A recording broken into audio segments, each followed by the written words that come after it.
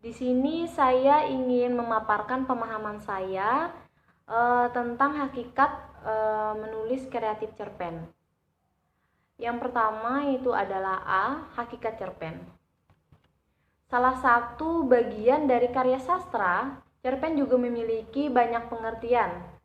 Berikut pendapat beberapa para ahli tentang pengertian cerpen. Yang pertama, Jacob Sumadjo mengungkapkan bahwa cerita pendek adalah seni, keterampilan yang menyajikan suatu cerita, yang di dalamnya merupakan suatu kesatuan bentuk utuh, menunggal, dan tidak ada bagian yang tidak perlu. Tetapi cerita ini ada bagian yang terlalu banyak. Adapun juga yang berpendapat tentang cerpen ini yaitu adalah Edgar Allan Poe.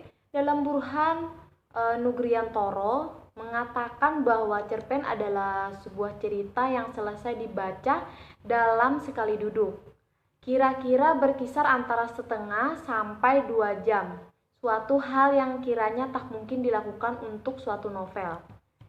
Untuk sifat umum cerpen ialah pemusatan perhatian pada suatu tokoh saja yang ditempatkan pada suatu situasi sehari-hari, tetapi terdapat menentukan perubahan dan apresiatif, kesadaran baru, keputusan yang menentukan. Tamatnya seringkali tiba-tiba dan bersifat terbuka, dialog, impian, flashback, dan sebagainya. Sering dipergunakan bahasa sederhana tetapi sugestif. Ini tuh seperti sebuah paragraf yang menggambarkan rangkaian kejadian yang tersusun sedemikian rupa untuk merangsang daya khayal pembaca mengenai peristiwa tersebut. Cerpen menurut Julfah Nur, cerpen merupakan suatu peristiwa atau kejadian apa saja yang menyangkut persoalan jiwa atau kehidupan manusia. Pendapat lain juga mengenai cerpen dikemukakan oleh Strong yang dikutip oleh Targian. Cerpen menimbulkan minat masyarakat yang cukup besar untuk membacanya. Hal ini disebabkan sifat cerpen yang singkat dan juga lengkap. Adapun juga yang mengemukakan yaitu Burhan Nugriantoro juga menyatakan bahwa kelebihan dari suatu cerpen ini yang khas adalah kemampuannya untuk mengemukakan secara lebih banyak, jadi secara implisit dan dari sekedar apa yang diceritakan dalam suatu cerpen tersebut. Adapun unsur-unsur itu adalah seperti peristiwa cerita, alur atau plot, tokoh cerita seperti karakter, tema cerita, suasana cerita, mood, dan atmosfer cerita. Latar cerita seperti setting, sudut pandang penceritaan, point of view, dan gaya seperti style dalam suatu cerpen tersebut. Untuk lebih lanjut, Attar Sami juga mengemukakan bahwa dalam karya sastra, tokoh-tokoh yang digunakan sebagian besar adalah manusia.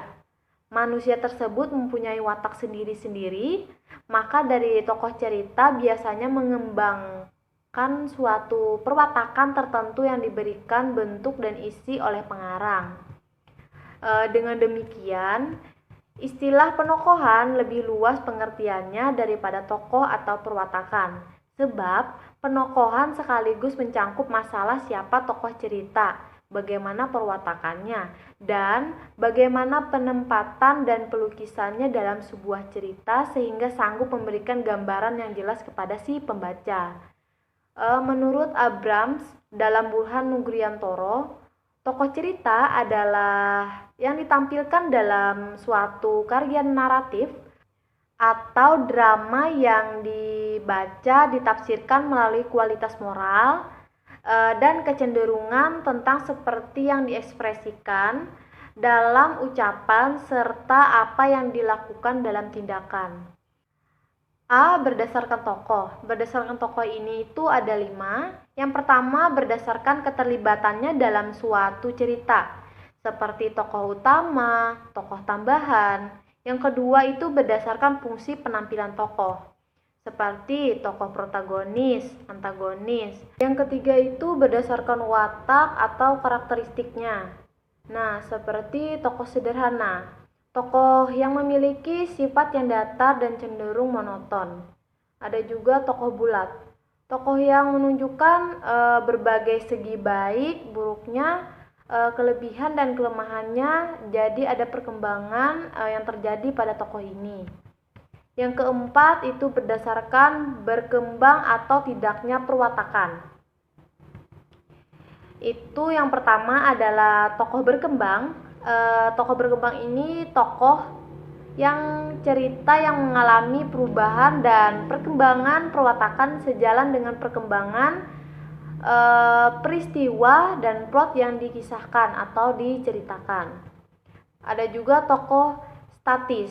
Tokoh statis ini tuh merupakan suatu tokoh karakternya tidak berkembang dari awal sampai akhir.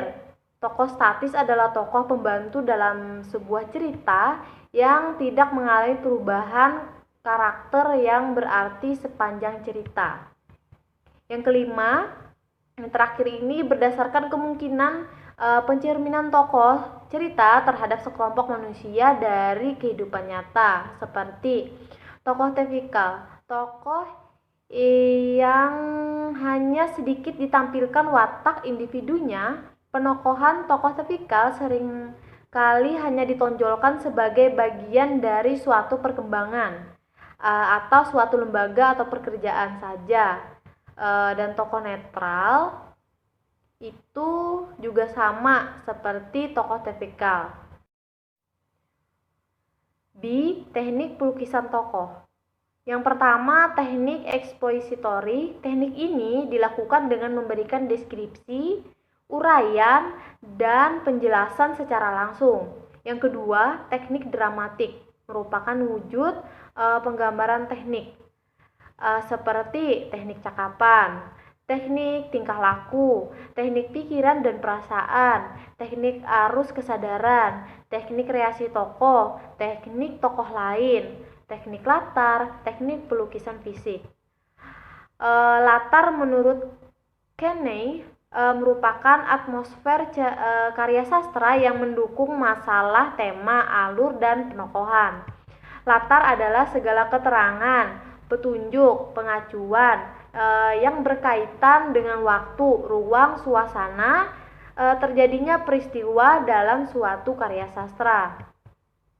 Untuk unsur latar dapat dibedakan ke dalam 3 unsur pokok antara lain sebagai berikut.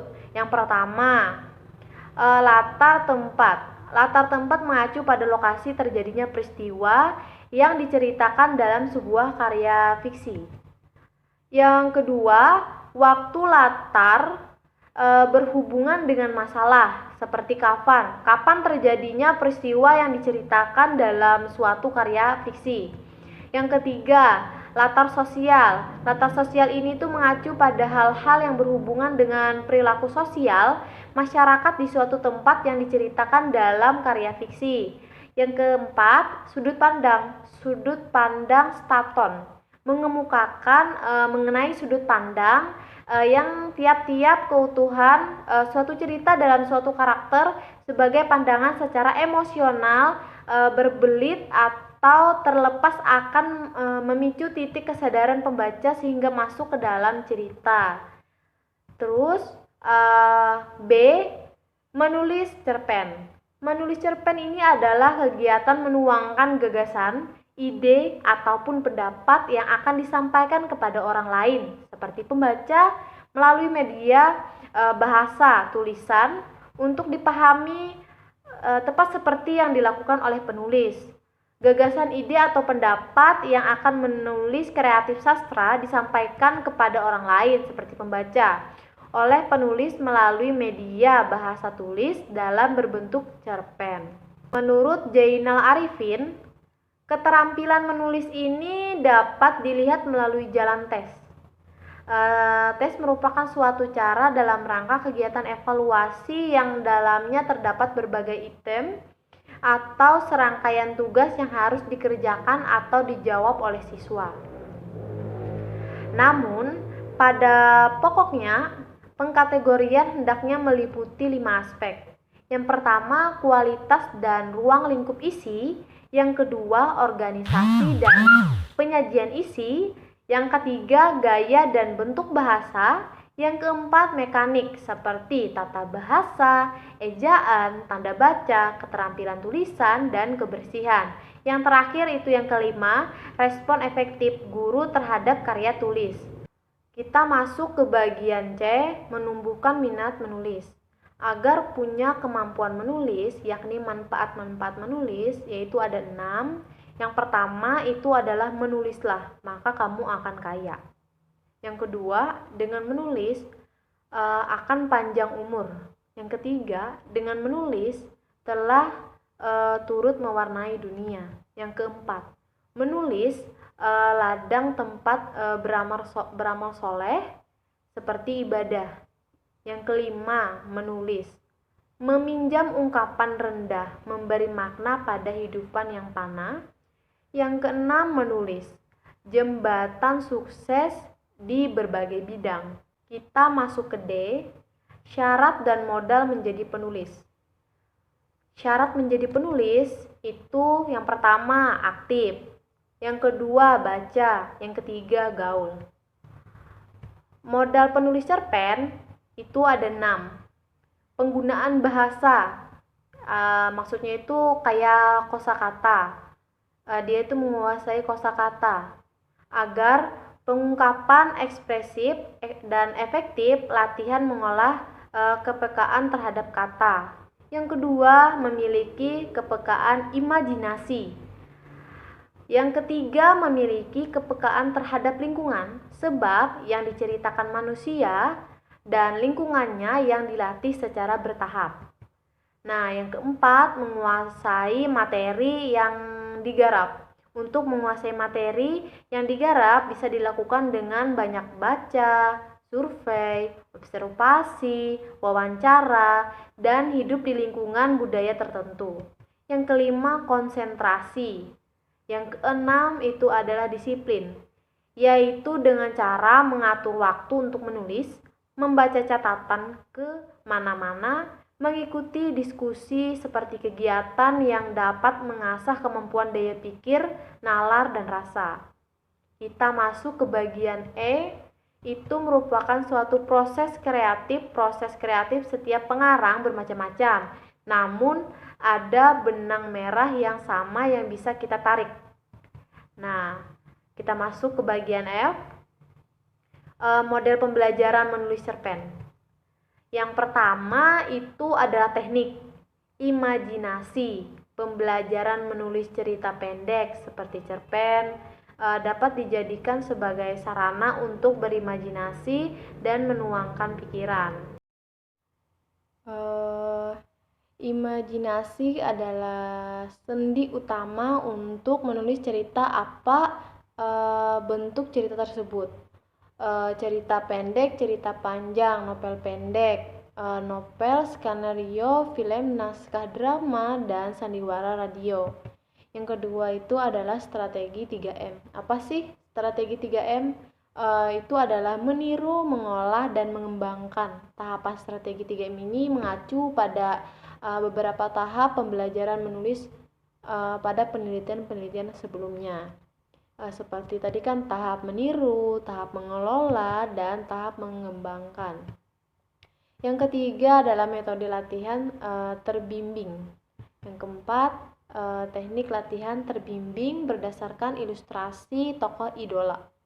Yang kelima, yang terakhir, pembelajaran dengan media audio visual.